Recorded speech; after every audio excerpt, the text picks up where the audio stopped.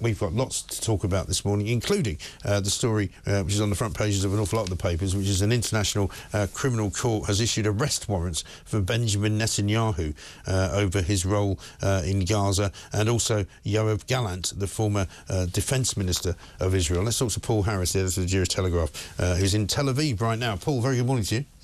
Good morning to you. I had hoped to show you a backdrop of Tel Aviv, but unfortunately the bright sunlight is actually bleaching out my camera. I know you're sitting there in the freezing cold. It's actually gloriously warm. No, I'm very happy for you, and I'm pleased you're in a very warm place. What's been the reaction in Israel to this particular manoeuvre by the International Criminal Court? Anybody I've spoken to is actually horrified by this, whether they're supporters of Netanyahu or not. They believe that this is trying to interfere with Israel's due process, its political system. You know, while we're hearing that America is saying it would not implement this arrest warrant, this isn't quite so simple. I mean, look at a scenario where Benjamin Netanyahu may want to fly, and probably will want to be one of the first leaders to fly to meet Donald Trump once he becomes president. This is all well and good, America saying that it wouldn't implement, but what happens if that plane is forced to touch down somewhere else, which might well happen? What would then be the situation?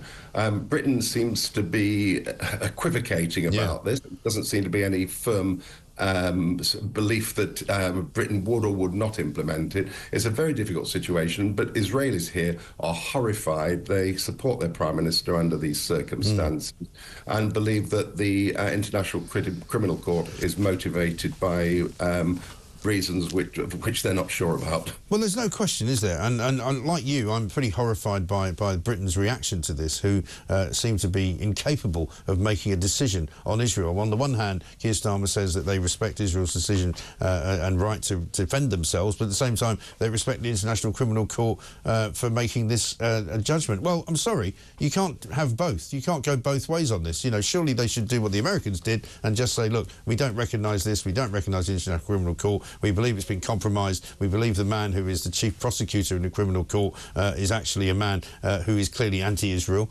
and we're not going to pay any attention to it. That's what they should say. Well, this is the same Keir Starmer who has also reduced some of the arms sales to Israel, the country he pretends or purports to want to defend. But, you know, isn't this interesting that the ICC arrest warrants also included a Hamas terror leader who both Hamas and Israel confirm is actually dead. He's dead, yeah. Well, I mean, it's ludicrous, isn't it? Absolutely ludicrous. It's ludicrous, absolutely ludicrous. And the ICC in no way has referenced the crimes that led to Israel's actions in the first place, the Hamas terrorism. They've very conveniently forgotten about this and just as a token gesture issued an arrest warrant for somebody who's actually dead. I know. Absolutely incredible stuff. Paul, enjoy the weather in Tel Aviv and don't come back here anytime soon, because obviously it's not a country that you want to spend any time in at the moment. Let's talk, though, now to another guest, because this is in some ways far more important than whatever the ICC may say and whatever the British government may say, because Yael Shearer is an Israeli hostage survivor, and we want to talk to her right now because she's got some very important things to say. Yael, a very good morning to you. Thanks for joining us. Good morning, Mike. Thank you. Tell us, first of all, about how you got here, because what happened on October the 7th is so horrific. I'm surprised that you can even sit there and have a smile on your face. So tell us what happened to you. I'm here in the UK as a guest of Stand With Us UK, and I'm doing a lecture tour about the sexual violence of Hamas and other organizations during the attack. Yeah. On the 7th of October, and unfortunately, a lot of people are still denying the sexual violence that happened during those attacks, and that's why I'm here. Right. So tell us where you were when October 7th happened. I was actually at home. Nobody expected this invasion. It was very sudden. But as somebody who works with the Israeli government and parliament for the last 12 years, I'm an expert on health policy and legislation to do with sexual violence and collection of evidence.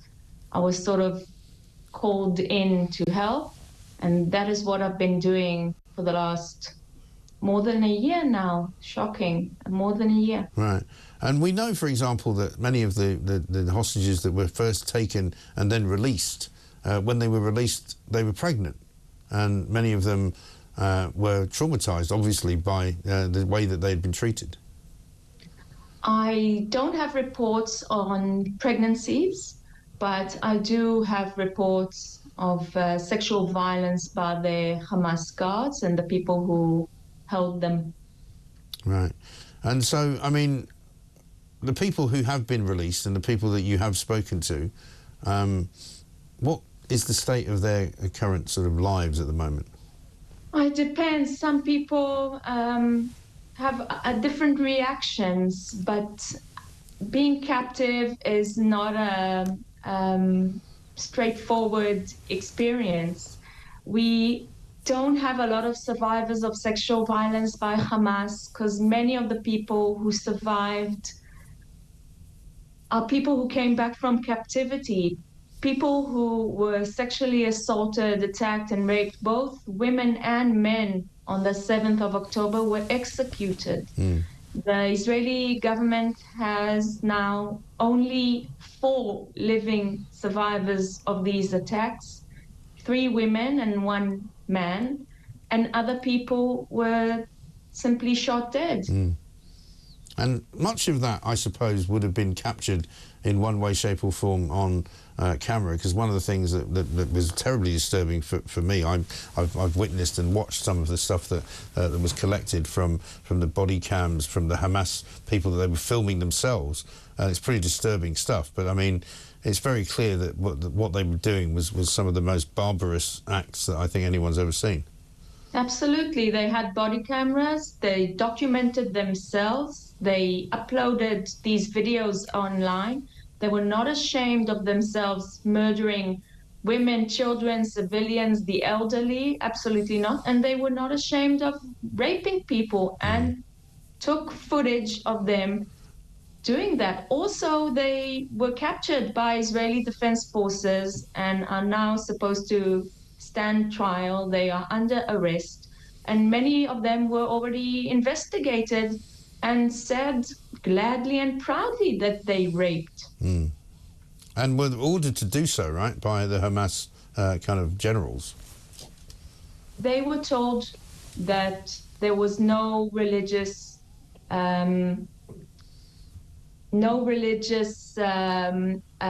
consequences, or it's not immoral to do it, and they were led to believe that it's part of their mission to kill, to document, and to rape. Shocking stuff. And what sort of reaction do you get when you talk about these things to people? I mean, do you find that a lot of people who were sceptical are no longer sceptical? I think it depends on political views. I think sometimes people are not presented with the whole pictures. They're not presented with the facts.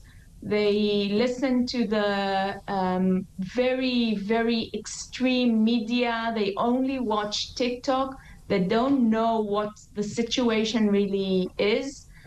But on some occasions, I have been overseas to other countries, and we had death threats, and we did have people threatening to kill me and to rape me, which is shocking and doesn't really make the point that you were aiming for, I think. No, quite. And when you see some of these activists and demonstrations in London, in Paris, in various other European cities, pro-Palestinian, in some cases pro-Hamas demonstrations, how does that make you feel? Well, it depends. I think people can be pro-Palestinian, that's their right, but I have heard very, very aggressive and violent language. I've seen signs with hearts around the date 7th of October. I think that's disgusting. Yeah. More than 1,000 civilians were murdered. It was unprovoked. It was on the holy day. People at 6:30 in the morning on the holy day were in their beds when they were attacked. I think that kind of message is disgusting. And what do you make? We've been talking today about the news story from yesterday about Benjamin Netanyahu now being charged, or at least being warrant being issued for his arrest by the International Criminal Court. What do you make of that? Israel has its own legal proceedings against Benjamin Netanyahu, and they should be allowed to continue. Israel is a democratic state, and it needs to sort out its own criminal system. What the International Court is doing is not helping us. Yeah. Listen, it's been great to talk to you, Yael. Thank you very much indeed, Yael Scherer. Thank you. And thank you for doing what you do.